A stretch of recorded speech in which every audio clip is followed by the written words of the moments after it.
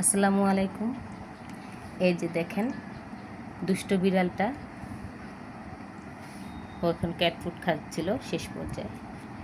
এই যে গতকাল রাত্রে দেখেন ও ও কি করছে। ও এই ক্যাপটাকে এই যে দেখেন এইখান দিয়ে ছিউটাইছে, এইখান থেকে ছিঁড়ছে, এইখান থেকে ছিঁড়ছে। ওকে একটা দড়ি দিয়ে আমি বেঁধে দিছিলাম যাতে না খুলতে পারে, বেঁধে দিছিলাম। তারপরও কিভাবে কি করে একদম ছিঁড়ে ফেলছে, ছিঁড়ে তারপরে এটারে খুলছে।